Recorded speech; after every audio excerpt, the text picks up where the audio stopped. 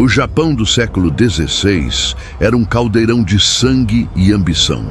A era Sengoku havia despedaçado o império em centenas de territórios, cada um governado por senhores de guerra que sonhavam em reunificar a nação sob suas próprias bandeiras. Era um tempo onde a lealdade se comprava com ouro e se mantinha com medo, onde castelos se erguiam como dentes de dragão contra o horizonte e onde um homem podia acordar como súdito e adormecer como cadáver. Neste cenário de caos controlado, dois destinos estavam prestes a se chocar de forma épica. Imagawa Yoshimoto era o orgulho de sua linhagem. Um general que havia herdado não apenas terras vastas, mas também a arrogância de gerações de vitórias. Suas tropas marchavam pela estrada Tokaido como uma serpente de ferro e seda, 25.000 guerreiros que faziam a terra tremer sob suas sandálias. Cada soldado carregava consigo a certeza da vitória, pois serviam ao homem que muitos consideravam o próximo shogun do Japão. Yoshimoto não caminhava apenas em direção a Kyoto, ele caminhava em direção ao trono imperial, e cada passo de seus exércitos ecoava como o bater de tambores, anunciando uma nova era. O sol nascia vermelho sobre as montanhas quando os espiões trouxeram as notícias que fariam qualquer líder sensato dobrar os joelhos em rendição. 25.000.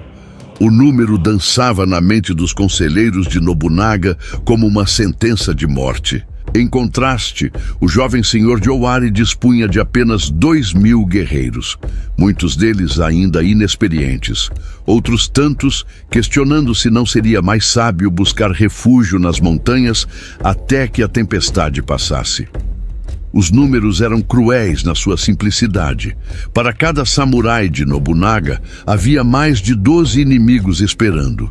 As reuniões no castelo de Kiyosu se tornaram sessões de desespero mal disfarçado.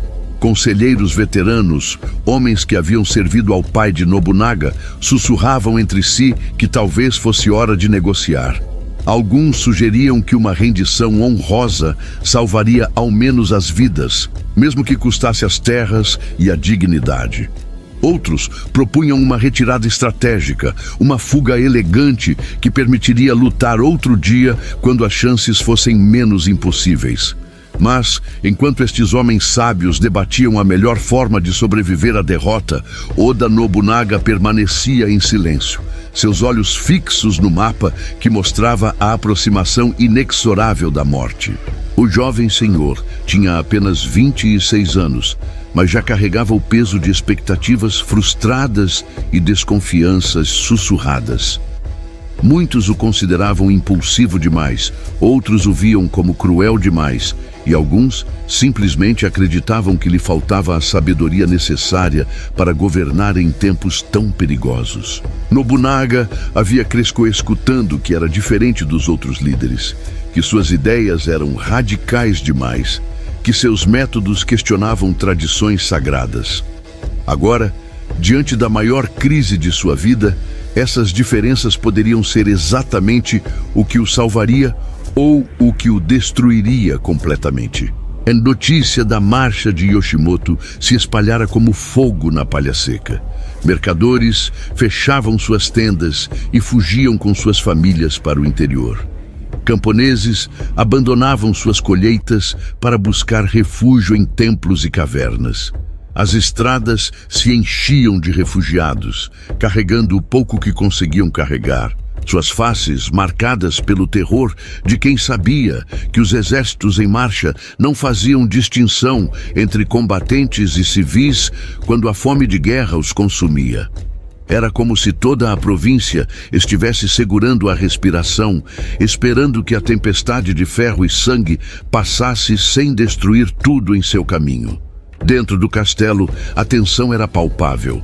Servos caminhavam em silêncio. Guerreiros afiavam suas espadas com mais cuidado do que o usual, e até mesmo os cães pareciam sentir que algo terrível se aproximava. Nobunaga passava horas em seus aposentos, estudando relatórios de espiões e mapas detalhados da região. Ele sabia que enfrentar Yoshimoto em campo aberto seria suicídio, mas também sabia que se render seria o fim não apenas de sua linhagem, mas de tudo pelo que sua família havia lutado por gerações. Enquanto seus conselheiros debatiam estratégias defensivas, Nobunaga começava a conceber algo muito diferente. Seus olhos percorriam as montanhas e vales desenhados no mapa, procurando não por lugares para se esconder, mas por oportunidades que outros homens jamais considerariam. A diferença entre um líder comum e um gênio militar muitas vezes reside na capacidade de ver possibilidades onde outros veem apenas impossibilidades. E enquanto o exército de Yoshimoto se aproximava como uma tempestade inevitável, algo muito mais perigoso começava a tomar forma na mente do jovem Nobunaga. O acampamento de Imagawa Yoshimoto em Okehazama era um espetáculo de poder e organização militar. Tendas de seda se estendiam pela planície como flores coloridas em um campo de batalha, cada uma marcada com os brasões das famílias que haviam jurado lealdade ao grande general. O ar estava perfumado com incenso queimado nos altares portáteis, onde os soldados faziam suas orações antes da batalha, misturado com o aroma de arroz cozinhando e saquê sendo aquecido para celebrar vitórias futuras.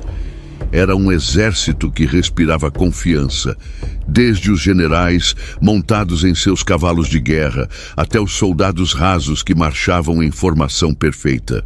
Yoshimoto caminhava entre suas tropas como um imperador, inspecionando seus domínios. Seu kimono de seda bordado brilhava sob o sol da tarde, e sua katana, uma obra-prima forjada por mestres ancestrais, pendia em sua cintura como um símbolo de autoridade indiscutível. Os soldados se curvavam à sua passagem, e os generais rivalizavam entre si para ganhar sua atenção com relatórios de pequenas vitórias e promessas de glória futura. Para todos os efeitos práticos, a guerra já estava ganha antes mesmo de começar. E o acampamento inteiro celebrava essa certeza com a alegria de quem sabe que está do lado vencedor da história. Mas a 50 quilômetros dali, no castelo de Kiyosu, uma mente muito diferente analisava a situação com olhos que viam oportunidades onde outros enxergavam apenas desespero. Nobunaga havia passado dias estudando cada relatório de seus espiões, cada detalhe sobre a geografia da região, cada padrão de movimento das tropas inimigas. Enquanto seus generais continuavam propondo táticas defensivas tradicionais, ele começava a perceber que a própria confiança de Yoshimoto poderia ser transformada em uma arma contra ele.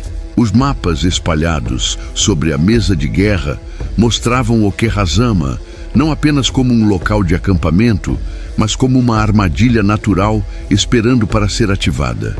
A região era um labirinto de colinas cobertas por floresta densa, cortado por ravinas estreitas e trilhas que serpenteavam entre rochas e árvores centenárias. Era terreno difícil para grandes exércitos manobrarem, mas perfeito para emboscadas se alguém fosse ousado o suficiente para tentar. Nobunaga corria os dedos pelas linhas do mapa, visualizando não batalhas convencionais, mas movimentos rápidos e ataques surpresa que poderiam transformar a geografia local em aliada. A diferença fundamental entre os dois comandantes se tornava cada vez mais clara. Yoshimoto pensava como um general tradicional: superioridade numérica, formações organizadas, batalha frontal, onde o maior exército simplesmente esmagaria o menor. Era a forma como as guerras haviam sido travadas por séculos, e funcionara bem para ele até então. Suas vitórias anteriores haviam seguido esse padrão: reunir mais homens que o inimigo, marchar em sua direção e vencer através da força bruta e disciplina superior. Era uma fórmula testada pelo tempo e validada por gerações de sucessos militares. Nobunaga, por outro lado, começava a pensar de uma forma que desafiava tudo que os manuais militares tradicionais ensinavam. Se não podia vencer pela força, teria que vencer pela astúcia. Se não podia superar o inimigo em números, teria que superá-lo em velocidade e surpresa.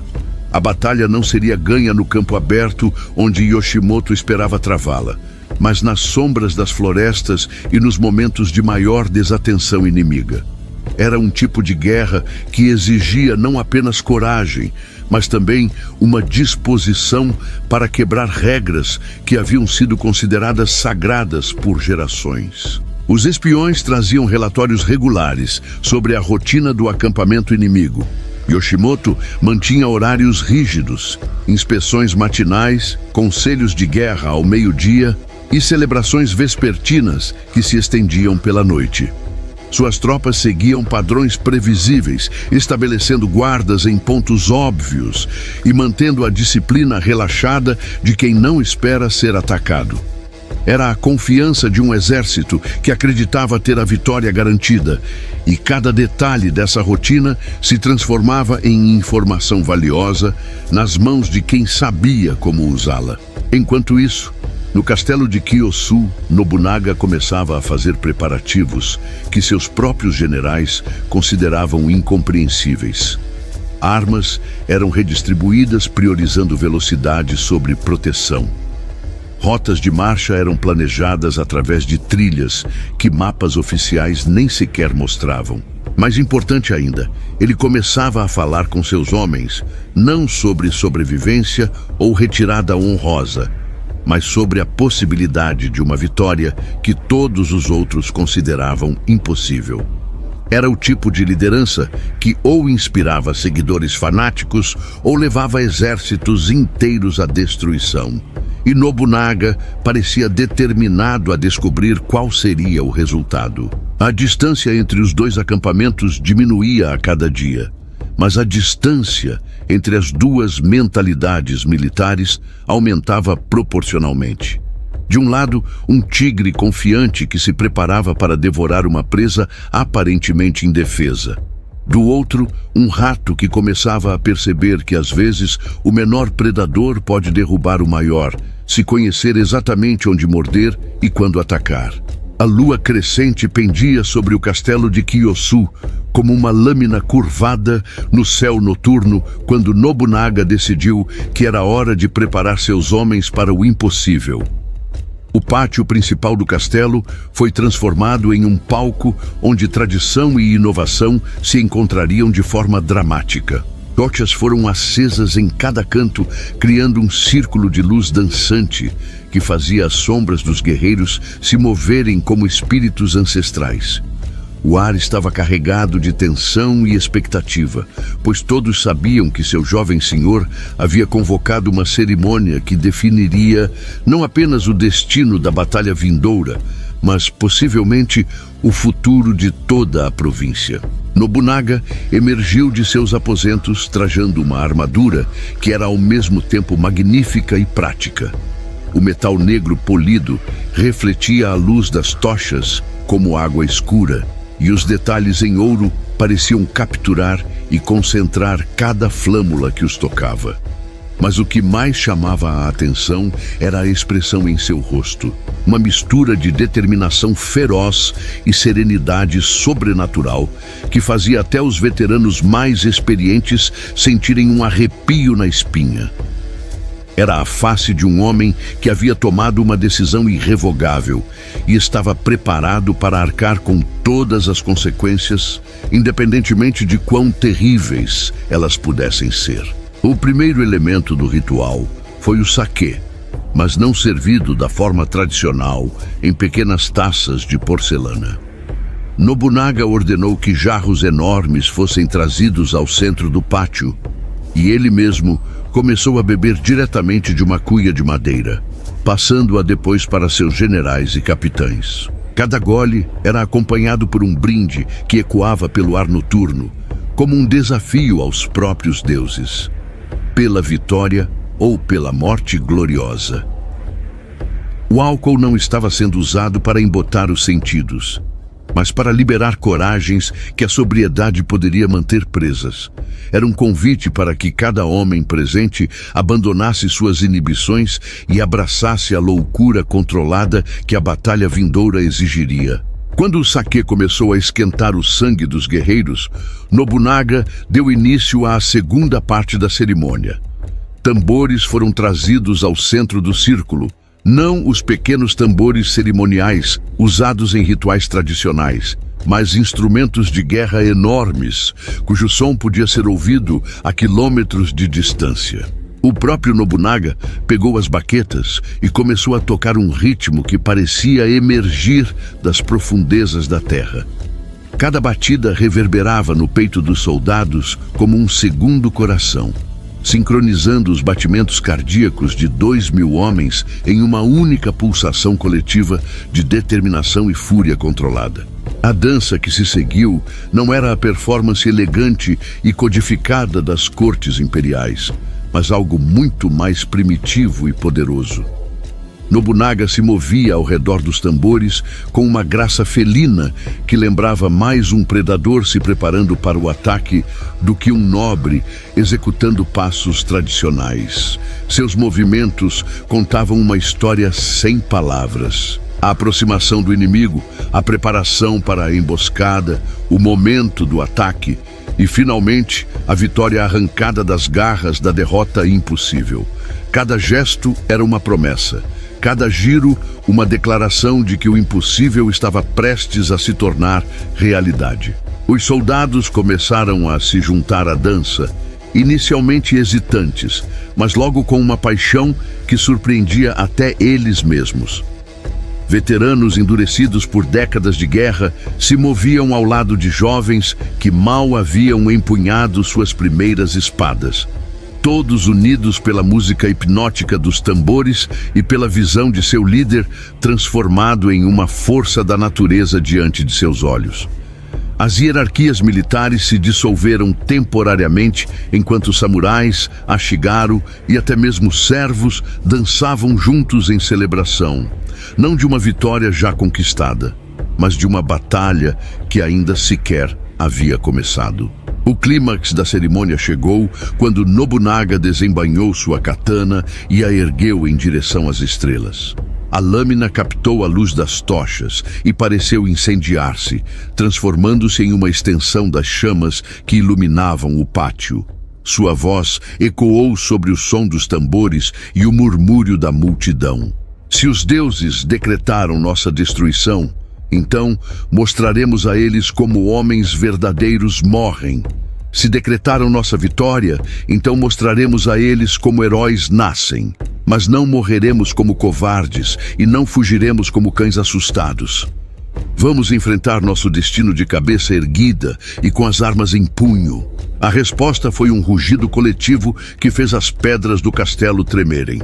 2.000 vozes se ergueram como uma única força, prometendo seguir seu líder até o fim do mundo se necessário. Era mais do que lealdade militar ou obediência hierárquica. Era uma transformação alquímica onde homens comuns se metamorfoseavam em instrumentos de uma vontade superior. O ritual havia cumprido seu propósito: transformar um exército desesperado em uma força mística alimentada por fé cega na liderança de um homem que prometia o impossível. Quando os tambores finalmente silenciaram e as últimas notas da dança se desvaneceram no ar noturno, uma mudança fundamental havia ocorrido. Os mesmos homens que horas antes sussurravam sobre rendição e fuga, agora falavam em tons baixos e reverentes sobre a batalha vindoura, como se fosse um privilégio sagrado participar dela. Nobunaga havia feito mais do que simplesmente motivar suas tropas. Ele havia criado uma religião temporária, onde a vitória impossível se tornara não apenas provável, mas inevitável. O amanhecer encontraria homens diferentes marchando para Okehazama, homens que haviam bebido do mesmo saquê que seu líder, dançado ao som dos mesmos tambores e jurado os mesmos juramentos impossíveis.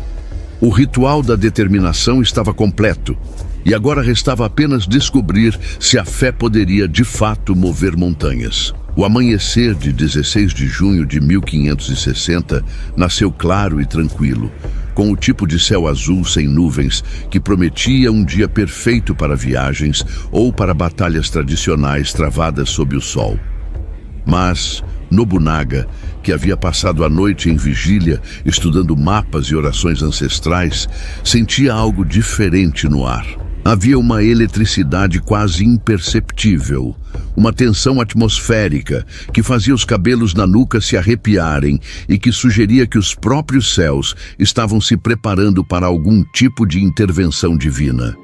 Era o tipo de sensação que homens sábios aprendiam a reconhecer e interpretar, especialmente quando suas vidas dependiam de ler corretamente os sinais que o mundo enviava. Suas tropas se reuniram antes do amanhecer no pátio principal do castelo, seus equipamentos reduzidos ao essencial. Armaduras leves que permitiam movimento rápido, armas afiadas até o corte perfeito e provisões mínimas para uma marcha que seria decidida em horas, não em dias. Cada homem carregava consigo a memória da noite anterior, quando haviam dançado e bebido juntos, como irmãos prestes a enfrentar o impossível. Agora, à luz fria da madrugada, essa memória se transformava em combustível para uma determinação que bordejava o fanatismo religioso. Eles não eram mais simplesmente soldados seguindo ordens, eram cruzados em uma missão sagrada. A marcha inicial, através do território de Owari, foi silenciosa e disciplinada.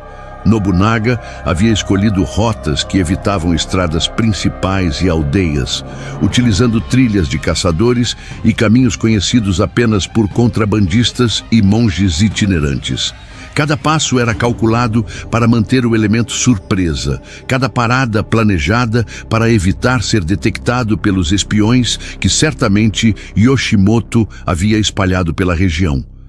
Era uma dança delicada entre velocidade e stealth, entre a necessidade de chegar rapidamente ao destino e a necessidade de chegar sem ser notado. Por volta do meio-dia, quando o sol estava no seu ponto mais alto e o calor começava a pesar sobre as armaduras dos soldados, as primeiras nuvens apareceram no horizonte oeste.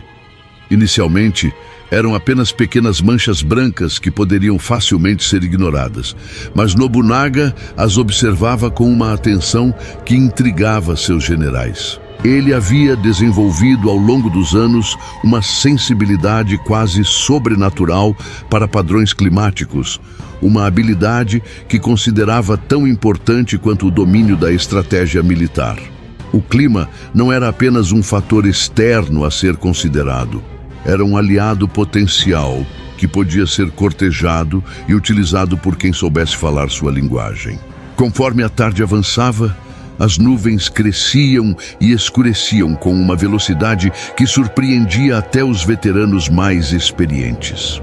O que havia começado como pequenas formações inocentes se transformava rapidamente em uma frente de tempestade que prometia ser épica. O vento começou a soprar com força crescente, trazendo consigo o aroma inconfundível de chuva iminente e o tipo de eletricidade no ar que fazia os cavalos relincharem nervosamente e os homens olharem para o céu com uma mistura de admiração e apreensão. Era como se a própria natureza estivesse se preparando para assistir ao espetáculo que estava prestes a se desenrolar. Nobunaga parou sua coluna no topo de uma colina que oferecia uma visão clara do vale onde Okehazama se estendia à distância. Através de sua luneta primitiva, podia ver as tendas do acampamento inimigo espalhadas pela planície como flores em um jardim, e o movimento de figuras minúsculas que indicavam uma rotina normal e despreocupada. Yoshimoto claramente não esperava nenhum tipo de ataque, especialmente não com uma tempestade se aproximando. Exércitos tradicionais se abrigavam durante o mau tempo, protegendo equipamentos valiosos e esperando que as condições melhorassem antes de retomar as hostilidades. Era o tipo de pensamento militar convencional que Nobunaga estava prestes a transformar em uma desvantagem fatal.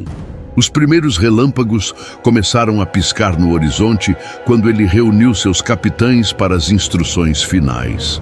Sua voz tinha que competir com o vento crescente, mas cada palavra era pronunciada com uma clareza que cortava através do ruído natural.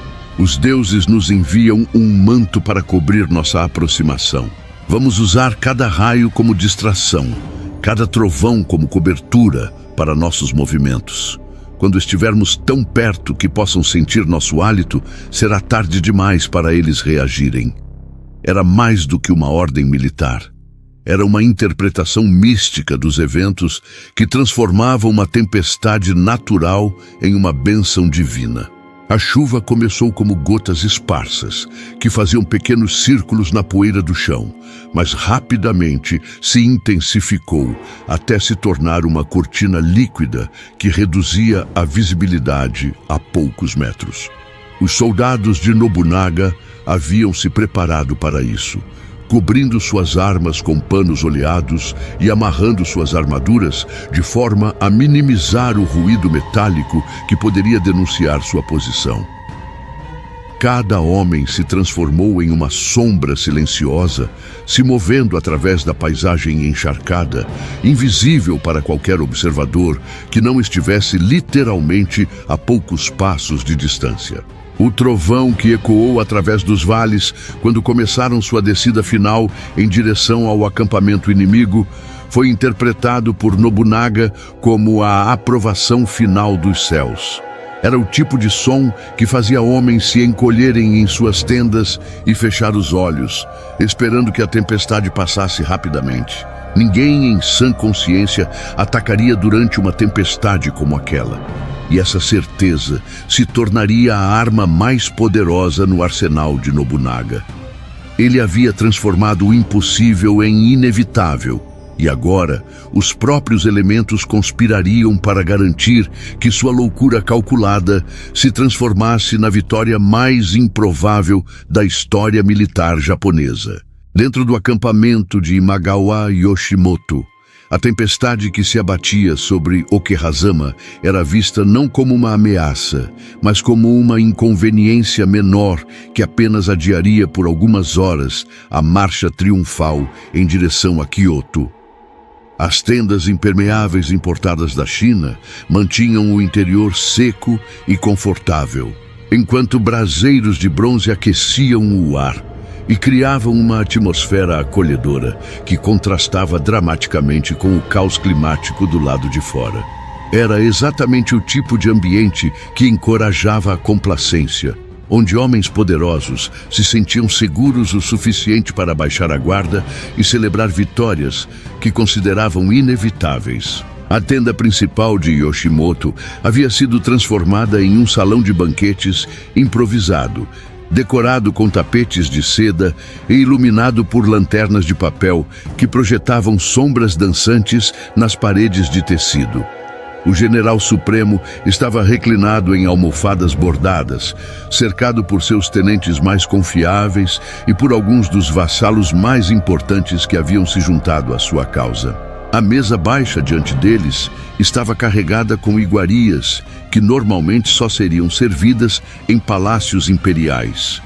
Peixes frescos trazidos das águas costeiras, arroz preparado com especiarias raras e saquê de qualidade excepcional que havia sido reservado especificamente para celebrar a conquista de Owari. O clima dentro da tenda era de euforia controlada, com conversas animadas sobre os territórios que seriam distribuídos após a vitória e os títulos honoríficos que o imperador certamente concederia aos participantes desta campanha histórica.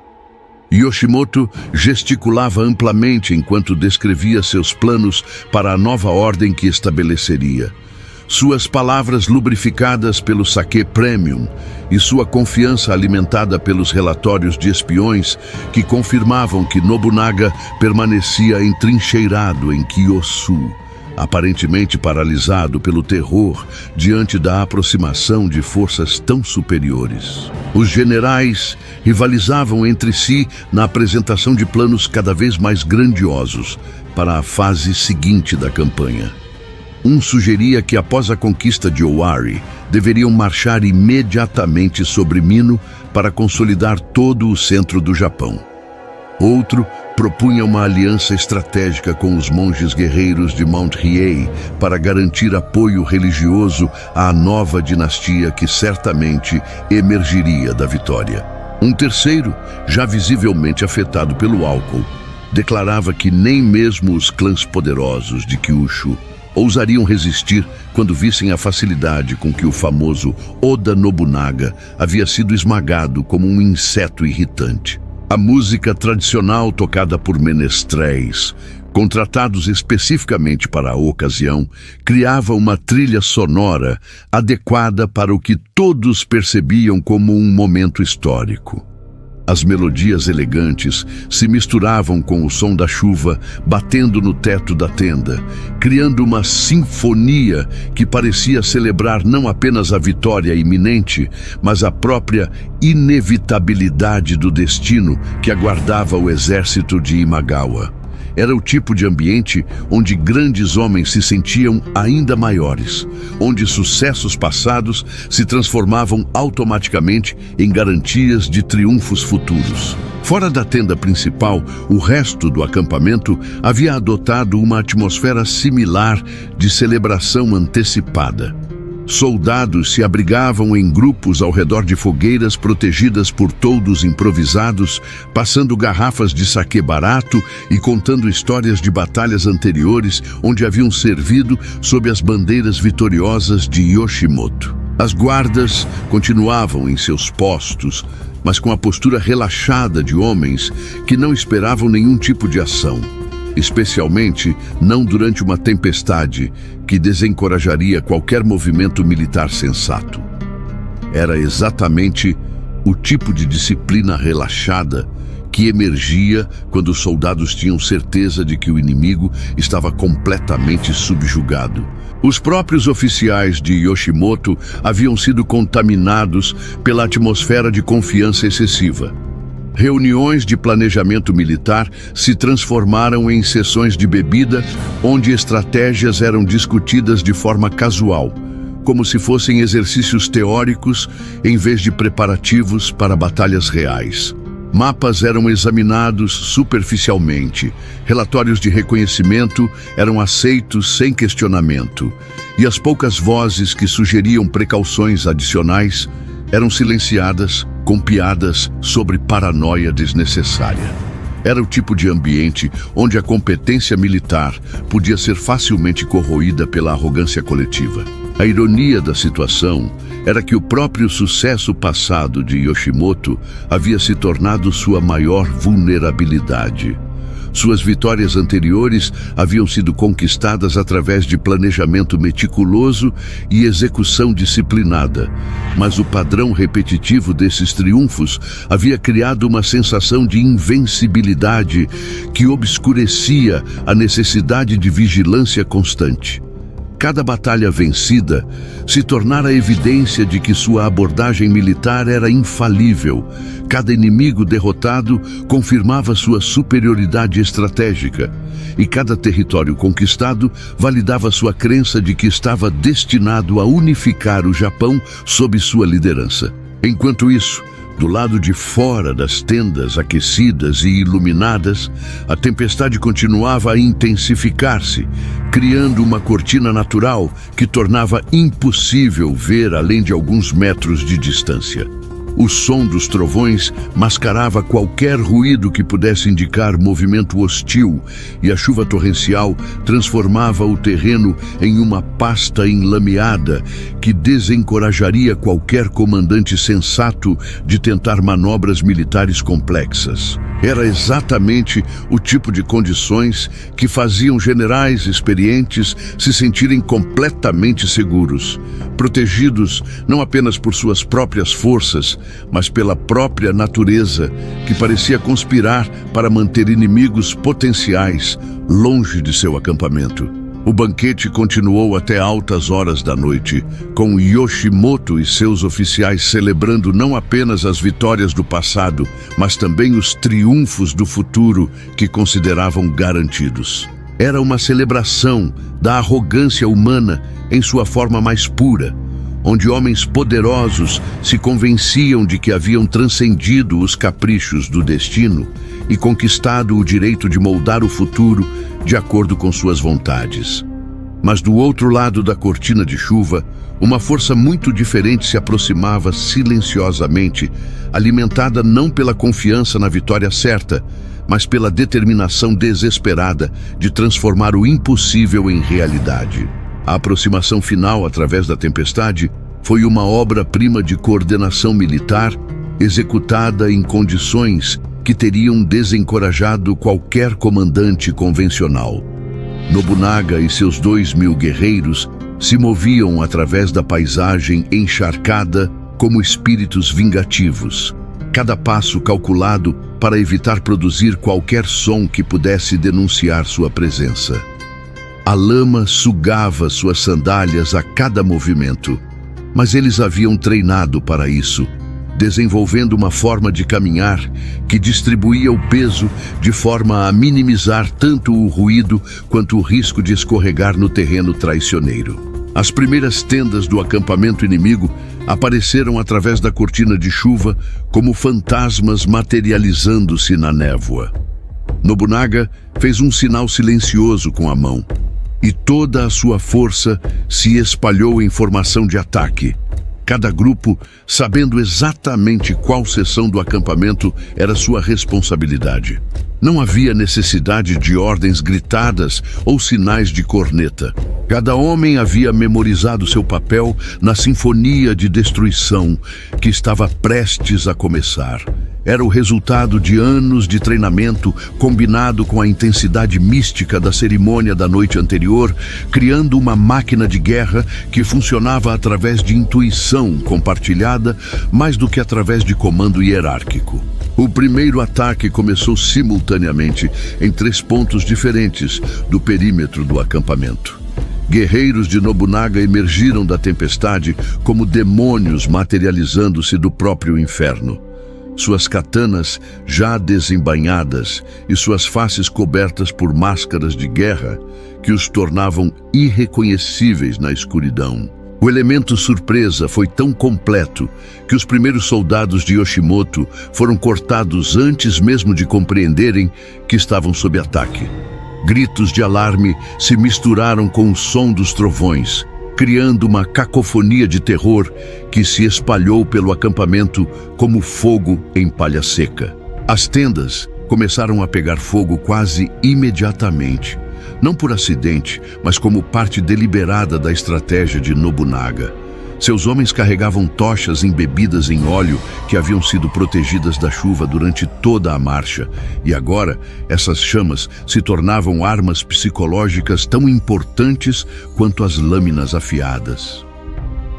O fogo criava pontos de luz que revelavam alvos para os atacantes enquanto cegavam os defensores, transformando o acampamento organizado em um labirinto de sombras dançantes onde era impossível distinguir amigo de inimigo.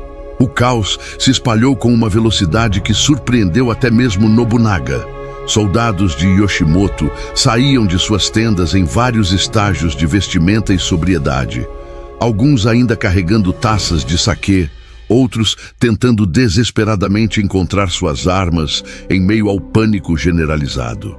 A disciplina militar, que havia sido construída ao longo de anos de campanhas vitoriosas, desmoronou em questão de minutos, substituída pelo instinto básico de sobrevivência, que transformava guerreiros experientes em animais assustados, procurando uma rota de fuga.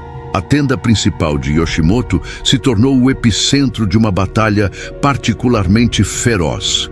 Os generais, que minutos antes celebravam a vitória inevitável, agora lutavam desesperadamente para organizar algum tipo de defesa coordenada. Mas suas ordens se perdiam no rugido da tempestade e nos gritos dos homens morrendo. Alguns tentavam formar linhas defensivas tradicionais, mas essas formações se desintegravam assim que eram atacadas por guerreiros que emergiram da escuridão, atacavam com ferocidade sobrenatural e depois desapareciam novamente antes que uma resposta coordenada pudesse ser organizada. O próprio Yoshimoto, que havia passado a noite bebendo e celebrando, encontrou-se subitamente sóbrio e lutando por sua vida. Sua katana cerimonial, que por tanto tempo havia sido mais símbolo de autoridade do que ferramenta de guerra, agora cortava o ar noturno em movimentos desesperados para manter atacantes invisíveis à distância. Ao seu redor, seus guarda-costas mais leais formavam um círculo defensivo, mas esse perímetro encolhia a cada momento conforme homens caíam sob os golpes de inimigos que pareciam conhecer cada canto do acampamento melhor do que seus próprios defensores. A estratégia de Nobunaga era cruel em sua simplicidade.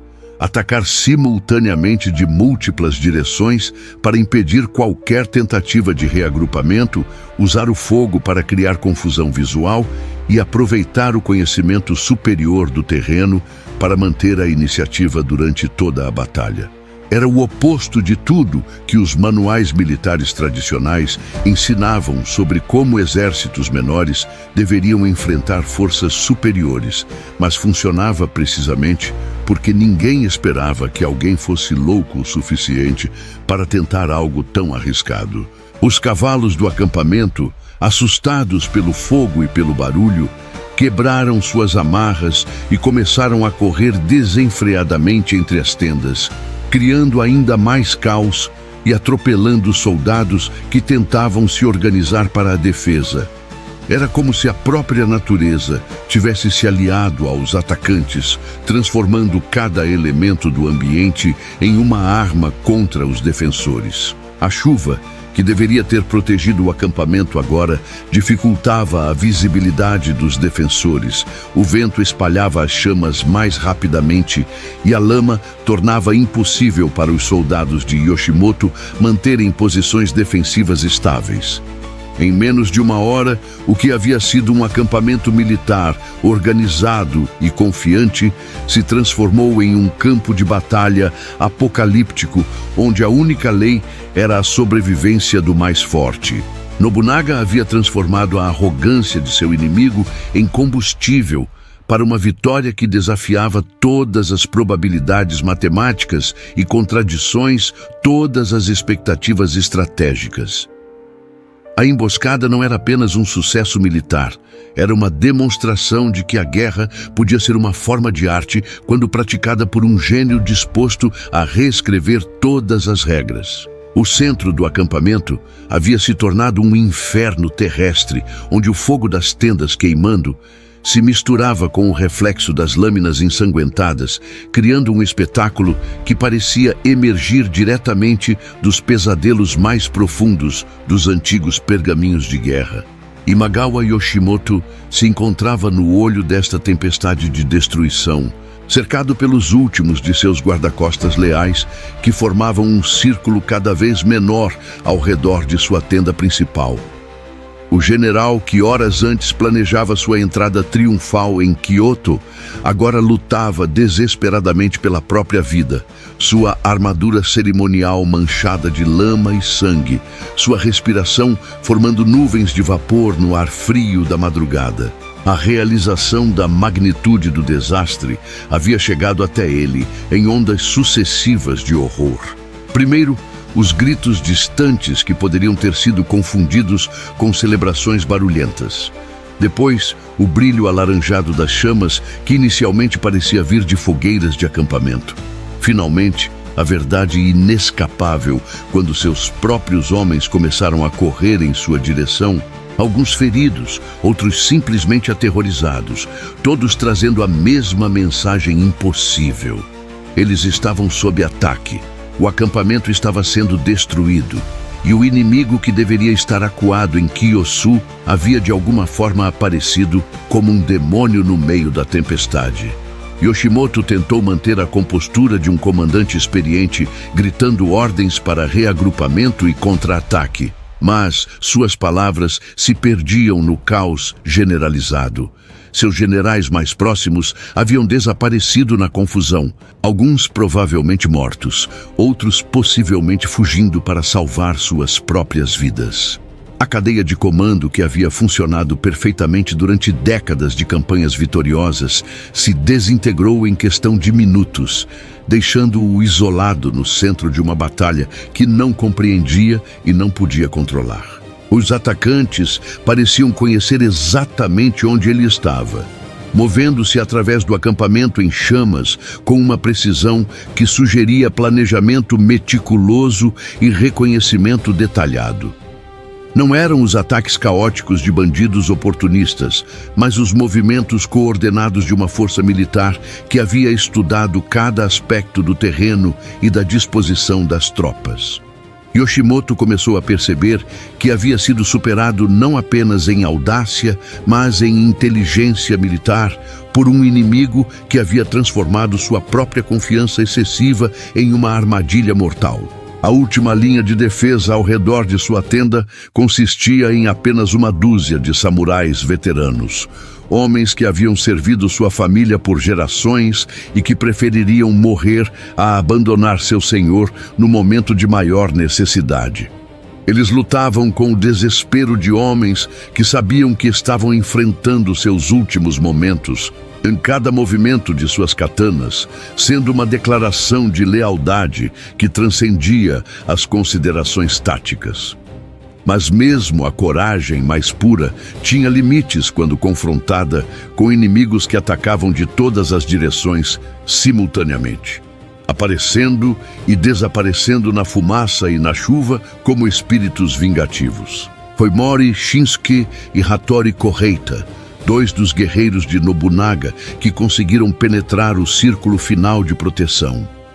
Eles emergiram da cortina de fumaça como predadores que haviam identificado sua presa, suas armaduras manchadas do sangue de inúmeros inimigos que haviam encontrado pelo caminho.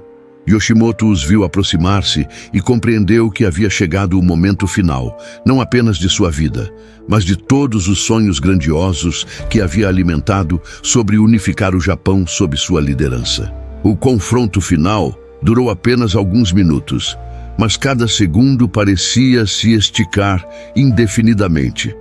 Yoshimoto lutou com a dignidade de um general experiente, sua katana cortando o ar em arcos precisos que falavam de décadas de treinamento e batalhas anteriores. Mas ele estava enfrentando não apenas dois oponentes, mas toda a força mística de um exército que havia sido transformado pela liderança carismática de Nobunaga em algo mais do que a soma de suas partes.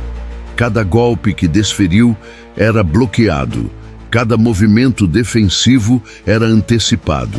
Cada tentativa de recuar era cortada por ataques coordenados que o forçavam a permanecer em combate. O golpe final veio quando Yoshimoto tentou uma última manobra desesperada. Um ataque duplo que poderia ter eliminado um de seus oponentes se tivesse conseguido executá-lo completamente. Mas a lâmina de Mori Shinsuke encontrou seu pescoço no exato momento em que ele se comprometeu com o movimento, e a cabeça que havia sonhado com coroas imperiais rolou pela lama encharcada de sangue do campo de batalha. Era um fim inglório para um homem que havia conquistado tanto, mas também um símbolo perfeito da forma como a arrogância podia transformar vitórias certas em derrotas impossíveis. A morte de Yoshimoto teve um efeito psicológico devastador no que restava de suas tropas. A notícia se espalhou através do acampamento em chamas mais rapidamente do que o próprio fogo, carregada por soldados em fuga que gritavam que o general supremo havia caído. Para guerreiros que haviam seguido Yoshimoto através de inúmeras campanhas vitoriosas, a ideia de que seu líder invencível pudesse ser morto era literalmente inconcebível. Muitos simplesmente se recusaram a acreditar até verem a cabeça sendo carregada em uma lança por um dos guerreiros de Nobunaga, exibida como troféu de uma vitória que desafiava toda a lógica militar. O colapso que se seguiu foi completo e irreversível. Soldados que haviam lutado corajosamente, mesmo quando cercados, abandonaram suas posições assim que compreenderam que não havia mais líder para servir. Oficiais que haviam tentado manter algum tipo de organização defensiva simplesmente desapareceram na escuridão, preocupados agora apenas em salvar suas próprias vidas.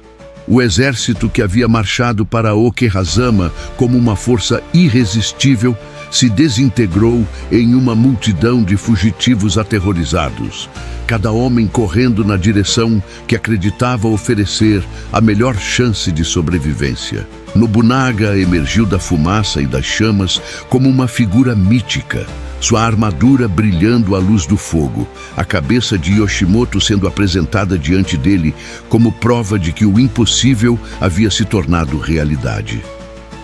Ao seu redor, seus guerreiros celebravam não apenas uma vitória militar, mas uma transformação fundamental na percepção do que era possível quando coragem, inteligência e liderança inspirada se combinavam para desafiar as probabilidades mais impossíveis.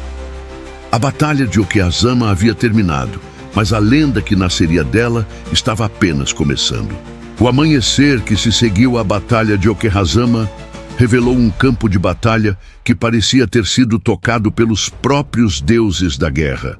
Tendas queimadas se erguiam do solo encharcado como esqueletos carbonizados, seus tecidos de seda transformados em cinzas que a chuva persistente espalhava pela lama vermelha de sangue. Corpos de guerreiros que horas antes marchavam confiantes em direção à vitória certa, agora jaziam espalhados pela planície, suas armaduras elaboradas servindo apenas como monumentos fúnebres para ambições que haviam se mostrado fatalmente excessivas.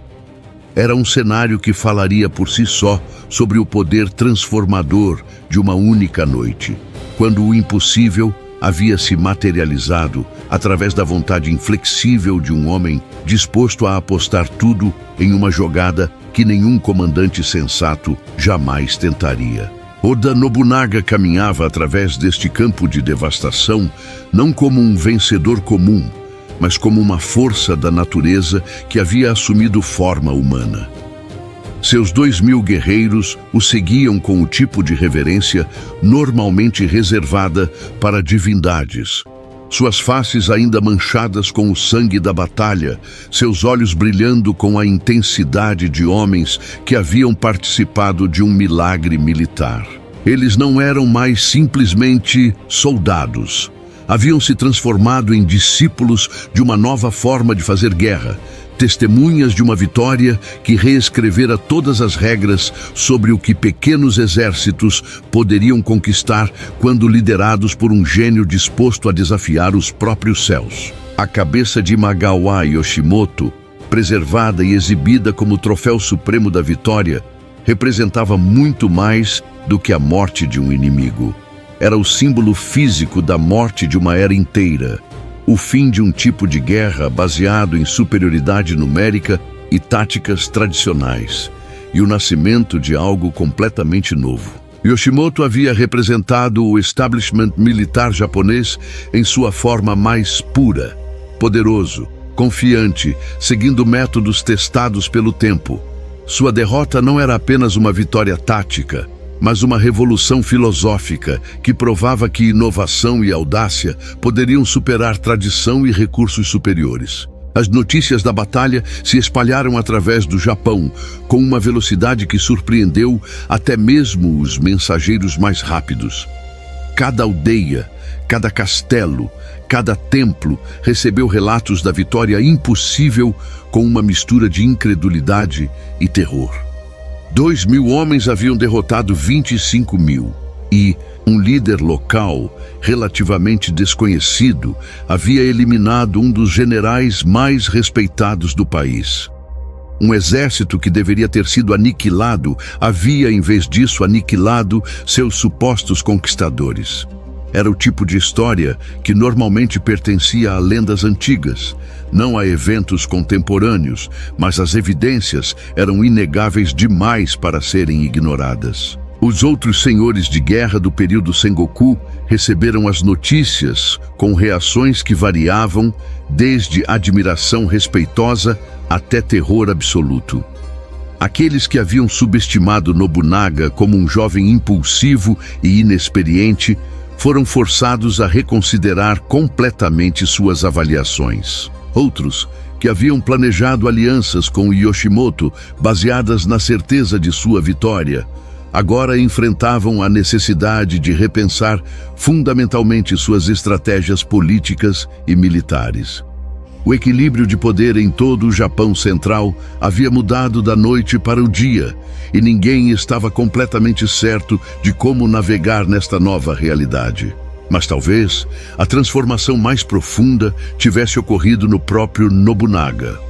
O jovem que havia marchado para Okehazama, ainda carregando dúvidas sobre sua capacidade de liderança, agora caminhava com a confiança de alguém que havia provado que podia fazer o impossível acontecer através da pura força de vontade.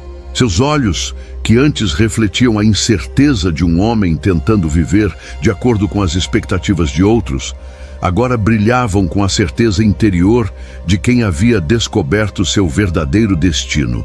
Ele não era mais simplesmente um dos muitos senhores de guerra competindo por território.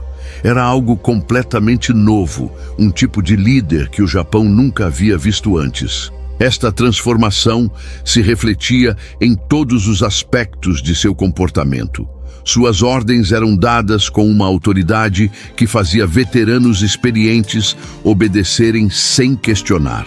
Seus planos militares incorporavam inovações táticas que deixavam seus próprios generais admirados com sua audácia. Mais importante ainda, ele havia desenvolvido uma aura de invencibilidade que funcionava como arma psicológica antes mesmo que batalhas físicas começassem. Inimigos começavam a se render simplesmente ao ouvir que estavam enfrentando o homem que havia conquistado o impossível em Okehazama.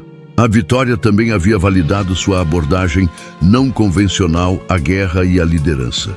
Enquanto outros comandantes continuavam seguindo manuais militares ancestrais, Nobunaga havia provado que inovação e adaptabilidade poderiam superar tradição e experiência. Ele começou a atrair não apenas soldados comuns, mas também estrategistas brilhantes e inovadores que reconheciam nele um líder capaz de implementar suas ideias mais radicais.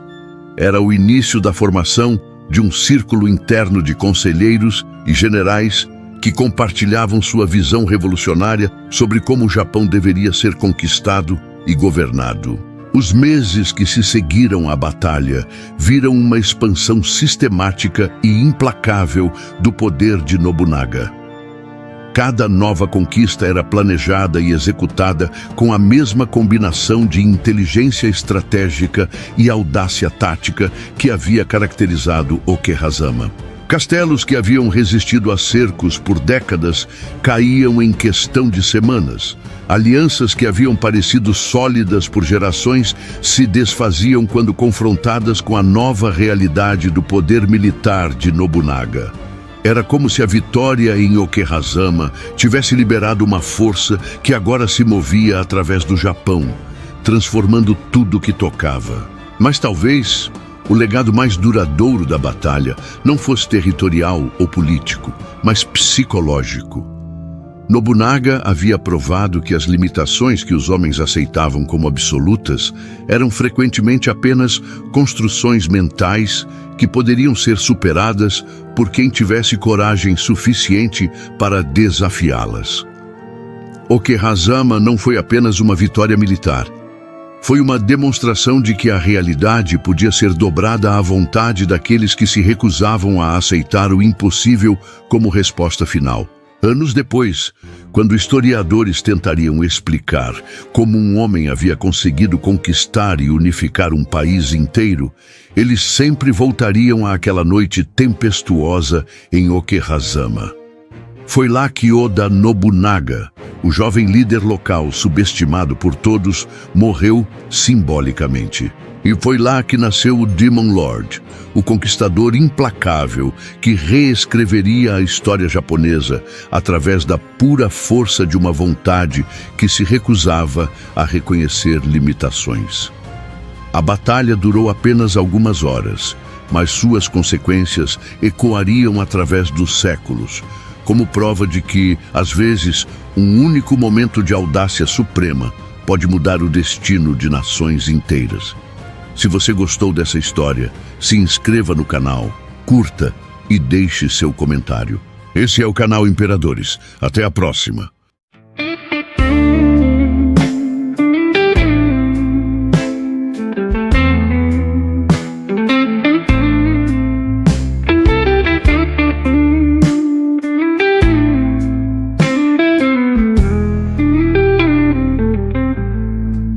City lights are fading, a lonely guitar plays. Another day is gone, lost in a memory haze. Got a heavy heart, can't find no peace of mind. Just me and the midnight train, leaving it all behind. Oh, the rhythm of the rails, a low and steady beat, whispering secrets on this empty street. The moon hangs high, a silver tear in the sky. Guess some old blues just never say goodbye.